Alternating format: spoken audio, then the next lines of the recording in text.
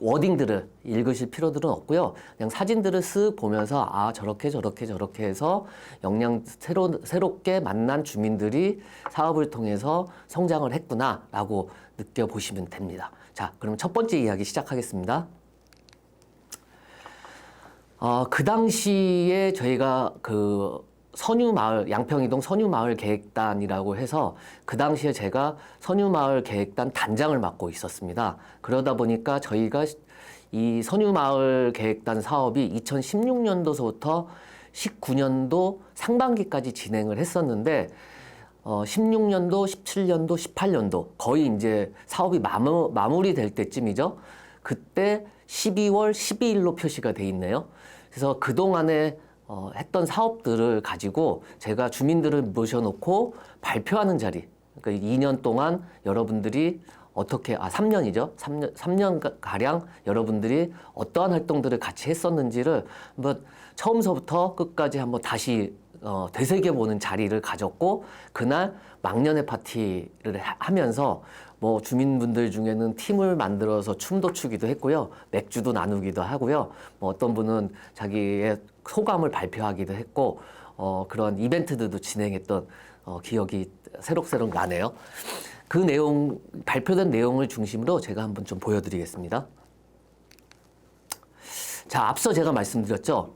양평이동이 어디 있을까요? 아마 여러분들 양평이동이라고 그러면 잘 모르실 거예요. 근데 서울의 용산에 사시는 분들은 대부분 당산역 또는 목동 이 정도는 알고 계실 것 같아요. 그리고 혹시 선유도 공원을 들어보신 분도 계실 거고 모르신 분도 계실 거고 직접적으로 가족들 또는 연인들끼리 찾아보기도 하셨을 거예요. 그 선유도 공원 바로 앞에 있는 마을이 양평이동이라는 곳입니다. 앞서 말씀드린 당산역하고 목동하고 그 사이에 있어요. 예전에 이 동네는 한강에 비가 많이 오거나 홍수가 지면은 매번 잠기던 곳이에요. 그래서 갯벌과 같은 곳이었는데 한강의 치수 사업을 통해 갖고 저희 마을이 더 이상 이제 잠기지 않는 마을이 됐고요. 그 당시에 대부분 공장지대 형태로 되어 있었습니다. 그래서 많은 작은 공장들이 모여 있다가 1960년대, 70년대를 지나 80년대 초인가요? 80년대 초에 아마 한강에 대한 대대적인 개발 공사가 있었을 거고요. 그 당시에 새롭게 만들어진 한강의 치수 사업을 통해 갖고 동네가 더 이상 잠기지 않게 되었고, 그때서부터 공장들이 빠져나가면서 새롭게 주거지와 지식산업센터와 같은 직장 상권들이 만들어지게 된 곳입니다. 그러다가 근래에 와서 상당한 동네 발전이 있었는데 그 효과는 바로 9호선이 지나가면서 시작이 됐습니다. 그래서 9호선 선유도역이 생기면서 대부분의 서울 사람들이 들어보지도 못했던 양평이동이 선유도역을 통해서 알려지기 시작을 했습니다. 그래서 현재로서는 그 선유도역에 앞서 말씀드린 대로 공장이 빠져나간 자리에 주민들도 많이 살지만 직장인들, 즉 지식산업센터라는 그 직장인들의 수요가 상당히 늘어나서 현재 9호선의 통계를 보면 그 승하차, 하루 평일 기준으로 승하차 인구가 약 15,000명 정도 되니까 한 7,000명 정도가 지하철 9호선을 타고 매일매일 이쪽으로 출근하는 것으로 통계 데이터가 나와 있고요. 저희 그 마을에는 교통시설이 좀 잘 돼 있다 보니까 버스라든지 기타 이제 다른 대중교통을 이용해서 접근하시는 분들도 꽤 많이 있습니다. 특히 잘 아시겠지만 여의도 같은 경우에는 직장인 상권이기도 하지만 그 안에는 아파트 말고 1인 가구라든지 직장인들이 살 수 있는 결혼을 하지 않은 사람들이 살 수 있는 공간, 오피스텔이라든지 1인 가구들이 거의 없거든요. 그러다 보니까 여의도의 접근성이 뛰어나갔고 저희 동네의 청년이라든지 젊은 직장인들이 꽤 많이 거주하는 곳으로 저희가 발전이 됐습니다. 그러면서 어떤 문제들이 생겨났냐면요. 다 그림으로 보실까요? 새로운 우측, 제가 보이는 쪽이 우측이면 여러분들 아마 보이는 데는 좌측이 되겠네요. 좌측 쪽에 보시면 커다란 이제 건물 예전에 이제 호텔로도, 현재 호텔로도 쓰이는 곳인데 저렇게 새롭게 그 높은 건축물도 들어섰지만 중간중간에 공업지대였다 보니까 공장들이 빠져나간 자리에 아주 뭐라고 할까요? 요즘은 레트로한 느낌? 그러한 것들도 많고요. 이제 밑에 보시면은 중앙쯤에 보시면은 공장이 하나 보일 거예요. 저게 뭐냐면은 롯데 제과 공장이 현재에도 있습니다. 그래서 저희 마을에서는 아직도 낮이든 밤이든 특히 이제 여러분들이 아마 11월에 이 강의를 들으시는 걸로 알고 있는데 11월 11일이 어떤 날인가요? 빼빼로데이죠. 그 빼빼로의 대부분이 저희 그 양평동에서 저 공장에서 그 생산이 되고 있습니다. 그러다 보니까 낮이든 밤이든 11월 달에는 동네에 초콜릿 냄새가 어마어마하게 납니다. 공장이 들어갈 때요. 그러다가 잠깐 스톱을 하고 나면 그 다음에 껌 냄새가 납니다. 프라보노 껌이요. 여기서도 프라보노 껌이 생산되고 있어서 동네에서는 이런 공장에서도 현재 그 과거처럼 공장 시설이 돌아가는 것도 있고 또 앞서 말씀드린 것처럼 높은 호텔과 오피스텔 건물들이 많이 들어서서 주거를 하기도 합니다. 그러다 보니까 이 동네에 로컬 크리에이터라는 표현도 많이 쓰는데 청년층의 좀 이렇게 아이디어를 가지고 그 음식이라든지 음료 또는 기타 공방 이런 그 손재주를 그 가지고 하는 그 젊은 소상공인, 청년 소상공인들이 본인들의 크리에이티브를 가지고 뭐 제품을 만든다든지 음식을 만드는 곳곳에 아주 유니크한 그 공장, 그 가게들이 들어서 있습니다. 자, 이러다 보니까 새롭게 유니크한 공간들이 생기다 보니까 1인 가구들의 수요가 많이 늘어났어요. 그래서 젊으신 분들이 많이 들어왔는데 기존에 여기에 사시는 분들도 꽤 많이 계시는 거예요. 좀 연령대가 높으신 분들이시죠. 그러다 보니까 동네에 다양한 기존에 경험하지 못했던 다양한 문제들이 발생을 합니다. 그러한 문제를 마을 공동체의 이름으로 주민자치라는 이름으로 양평이동 마을계획단을 시작하게 됩니다. 그래서 연령대를 보시면 아시겠지만 40대, 50대, 60대 중심으로 마을계획단을 16년 9월에 모집을 합니다. 해서 142명이 모이게 됐습니다. 그래서 이분들이 모여서 난생 처음으로 물론 그 전에 뭐 주민자치위원회라든지 각종 마을에서 봉사활동을 하는 직능 단체를 통해서 이러한 부분들을 해본 경험이 있으신 분들도 계셨지만 대다수의 주민들은 이렇게 모여서 교육을 받고 그다음에 이런 주민들이 모여서 주민자치 마을 공동체를 잘하는 곳을 탐방을 가서 어떻게 하는지 배우고 오는 이런 과정들은 거의 대부분의 주민들이 처음 경험을 하게 됩니다. 그러면서 이러한 경험 속에서 같이 선진지도 탐방을 하고 교육을 받으면서 너는 어디 사니? 그 언니는 어디에 살아요? 아저씨는 어디에 삽니까? 이러한 소통들의 기회들이 점점 늘어나게 된 겁니다. 그러면서 앞서도 처음에 말씀드렸지만 또 이제 무엇을 할 것이냐라고 해서 포스트잇을 나눠주고 서로의 의견들을 주고받는 시간들을 갖고요. 같이 모였으니까 이제 으쌰으쌰 해갖고 출발하자라는 뜻에서 주민센터 2층 회의실에서 약 140명의 주민이 모여서 마을계획단 발대식을 갔습니다. 그때 사진입니다.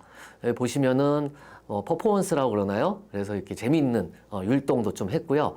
그 왼쪽에 하단에 보시면은 과거에 이제 구청장님 그리고 현재 저희 동네에 구를 담당하고 계시는 구의원님들 그리고 주민자치위원회라든지 아니면 각종 봉사단체나 직능단체 등 분들이 다 같이 모여서 발대식을 성황리에 개최를 합니다. 자, 그러고 나서 그러면은 이제 마을에 대해서 우리가 무엇을 할 것인가를 찾아야 되겠죠. 앞서 말씀드렸지만 그거를 마을의제 만들기 또는 마을의제 찾기라고도 얘기하고 어려운 말로는 의제 발굴이라는 표현을 많이 씁니다. 그래서 이렇게 주민들끼리 소그룹으로 모여서 서로 토론도 하고요. 정책에 대해서 서로 이야기도 나누고 토론도 하고요.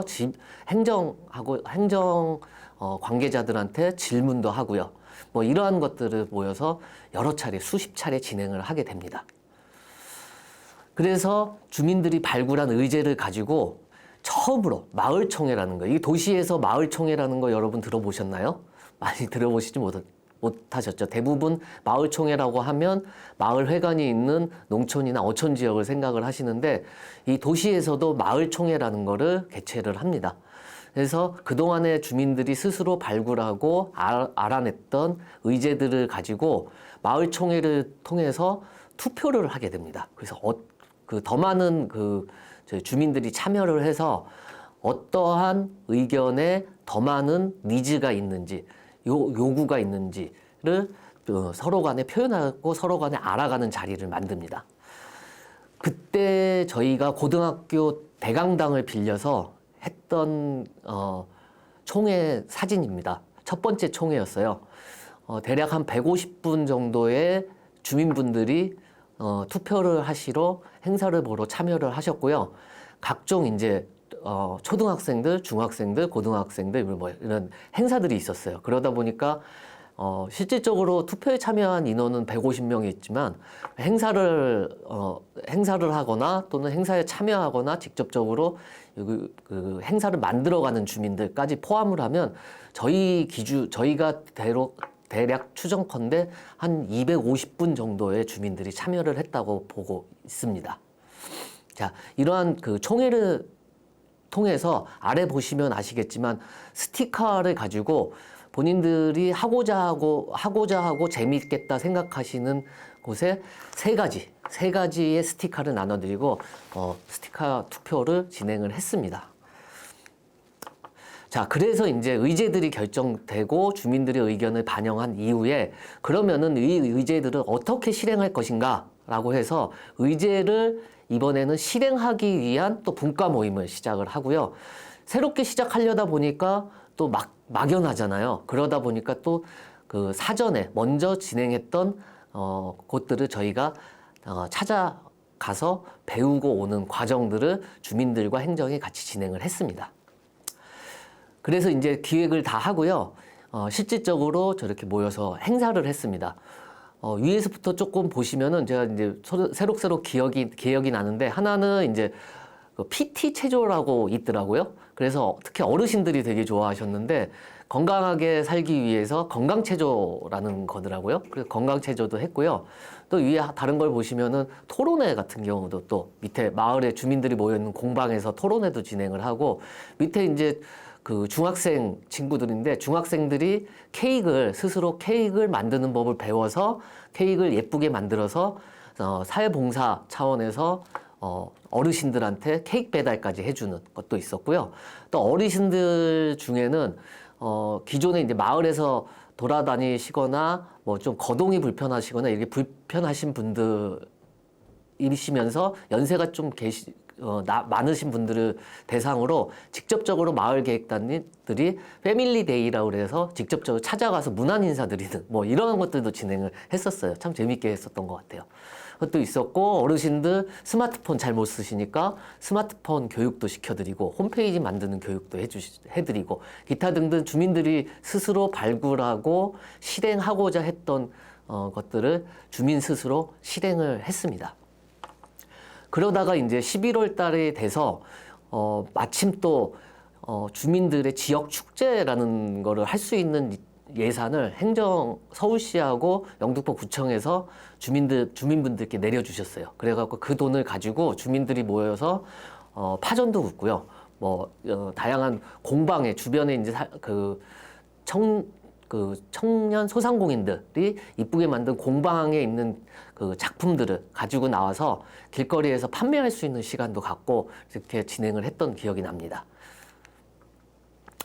또 나눔의 행사를 하기 위해서 위에 보시면은 약간 좀 어머님들 사이에 나이 드신 어르신이 계신데 저분이 이제 동장님, 저희 그 당시에 동장님이세요. 동장님이신데 지금은 이제 정년퇴직을 하셨어요. 정년퇴직을 하셨는데 그 당시에 마지막 저희 동에서 정년퇴직을 하셨는데 그때 이제 이러한 행사들을 하실 때 직접적으로 같이 오셔갖고 파도 따듬고 뭐 이러한 봉사 활동을 행정하고 주민들이 같이 진행을 했던 기억도 납니다.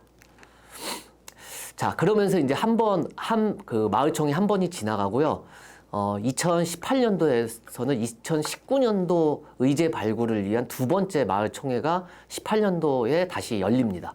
해서 앞서 했던 과정을 똑같이 반복을 하죠. 그래서 마을, 앞서 보셨지만 마을 의제를 발굴하고요. 그거를 가지고 선진지 탐방도 가고, 총회를 열어갖고, 이거를, 의사도 물어보고 결정하는 방식들을 마찬가지로 또 한 번 연습을 합니다. 그래서 주민들을 모시고 실행을 하는데, 그때와는 틀리게 저희도 이제 1년 차를 해보니까, 조금 더 이제 주민들이 성장을 한 거예요. 그러다 보니까 더 많은 주민들이 이거 너무 좋은 거다라고 해서 더 많은 주민들이 마을총회에 참석을 시키기 위해서 요청을 드렸는데, 아시겠지만 주민분들 대부분 도시에서는 직장이라든지 바쁘세요. 바쁘시다 보니까 같은 시간에 같은 장소에 많은 분들이 참석하시기에는 한계가 있더라고요.